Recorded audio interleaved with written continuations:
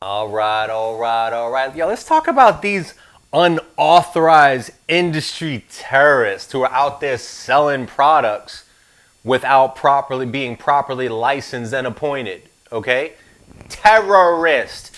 Being a unauthorized entity means that you're an imposter.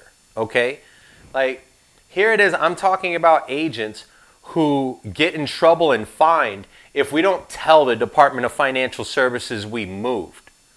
How horrible is it to have an agent or an imposter act like an agent, take your premium, and place you with a company that does nothing for you? All right, that's blatant theft.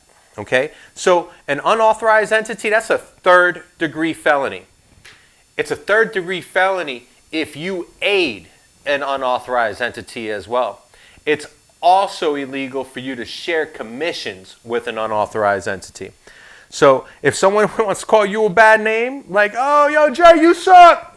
That's all right. Sticks and stones, dude. Sticks and stones. Don't call me an unauthorized entity. I'll tell you that right now. Because if you're unauthorized, yo, you better run or you throw yourself at the mercy of the court because you got a felony on your record.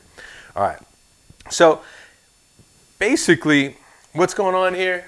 Just remember, an authorized agent is licensed and appointed. You don't have that license and appointment, third degree felony. Now, I want to go into a violation here.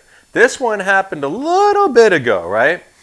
October 8th, 2021, Department of Financial Services versus Gary Charles Perdue. This dude submitted fraudulent insurance applications to an insurer. Didn't I tell you that our violations were only going to identify stupid people? What are the odds of the insurer not knowing that you submitted fraudulent applications? I mean, that's literally robbing a bank and saying, I'll give you your money back and leaving your driver's license. It's the same thing. Same thing. All right?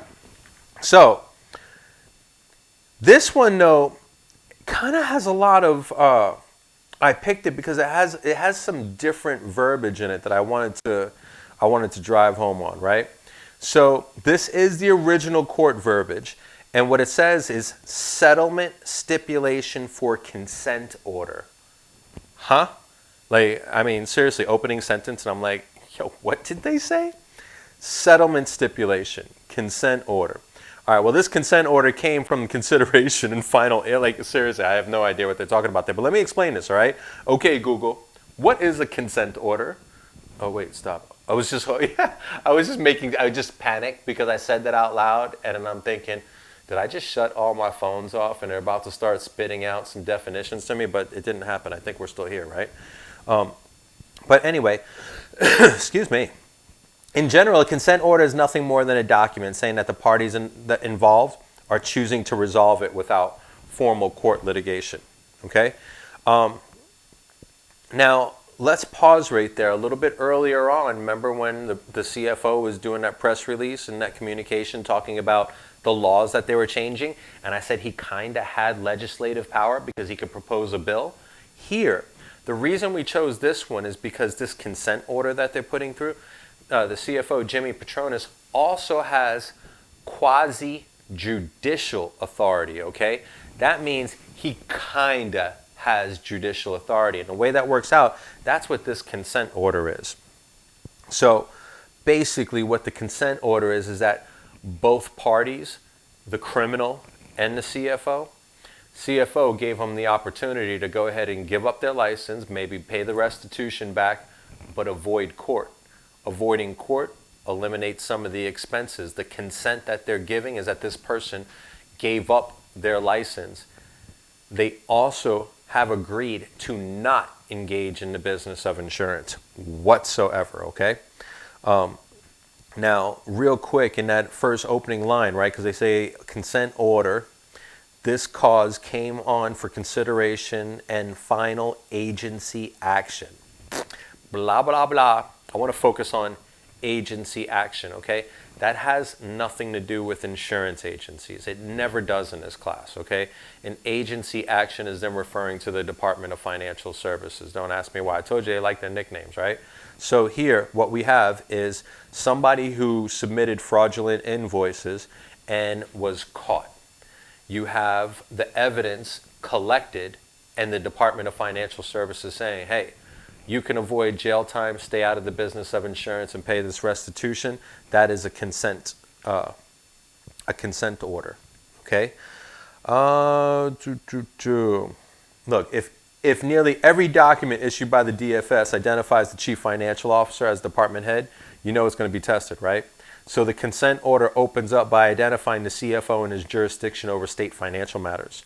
Insurance is financial risk management. Don't forget it. The CFO has the authority to enforce all of Florida's insurance code, has the authority with that quasi-legislative authority to even propose bills to enhance Florida code. All right. Now, court documents, forget about it. I'm going to spare you on this one because they're unnecessarily worried. But no worries. I've chopped this 8-page, 1,300-word consent order down to a few easy to remember tested bullets, right? For instance, the only reason a document opens with the CFO authority is so the reader without a doubt knows that this order is legally binding.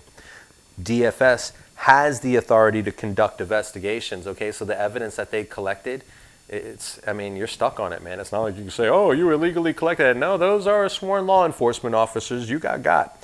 So the outcome of the DFS investigation to Gary uncovered enough evidence to seek a conviction in the local circuit courts. By entering the consent order, Gary and the DFS are bypassing that expense, like I brought it up. So insurance fraud is a criminal violation. Criminals go to jail. The first 3 pages of that consent order do nothing but identify the CFO's authority to impose the penalties. In this instance, instead of referring the matter to the court, CFO DFS elected to suspend Gary's 240 health license and his 214 life license for at least 18 months.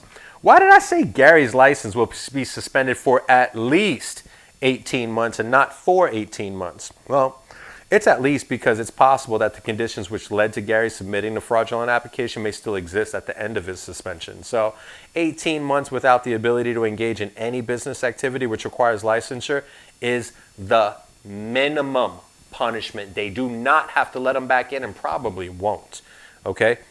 Now, the department, they are going to evaluate Gary's request for licensing at the end of the suspension, but do you want them letting an insurance agent who's going to falsify files and applications back into the business? Get out of here, man. Go flip something.